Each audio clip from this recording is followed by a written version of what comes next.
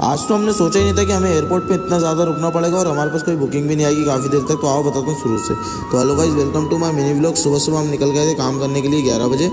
Online होते हमारे पास रैपिडो में राइड आ गई थी मिसरोद के लिए। कस्टमर को पिकअप करके हम निकल गए थे मिसरोद लाके कस्टमर को ड्रॉप किया। ड्रॉप करते ही हमारे पास ओला में दूसरी राइड आ गई थी जो कि थी चूनाभट्टी के लिए। तुरंत में कस्टमर से OTP लेके हम निकल गए थे चूनाभट्टी के लिए। तो शाहपुरा होते हुए हम सीधा आ गए वहाँ से चूनाभट्टी CI इनक्लेव आके हमने किया कस्टमर को ड्रॉप करती हमारे पास ओला में तीसरी राइड आ गई थी जो कि थी गुफा मंदिर लालघाटी के लिए।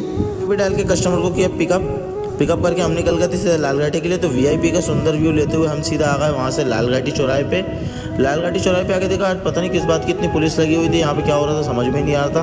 देखते देखते हम चले गए सीधा लालघाटी पे। वहाँ पे कस्टमर को ड्रॉप करके हम निकल गए थे सीधा एयरपोर्ट के लिए। खाली एयरपोर्ट पे जाके देखा तो यहाँ पे भी भयंकर भीड़ थी। सारे ड्राइवर भाई नीचे खड़े थे, किसी के पास कोई। थोड़ी देर बाद हमारे पास राइड आ गई थी ओला में अवधपुरी के लिए। कस्टमर पिकअप करके हम निकल गए थे सीधा अवधपुरी के लिए। VIP रोड होते हुए हम आ गए सीधा अवधपुरी और कस्टमर किया ड्रॉप 444 के बिल के साथ। कस्टमर ड्रॉप करके हम घर चले गए थे। फिर शाम को वापस काम के लिए निकल गए थे। तो एम्स से हमारे पास राइड आ गई थी कोलार पे ड्रॉप करते हमारे पास बैक टू बैक बुकिंग आ गई थी एम्स के लिए वापस।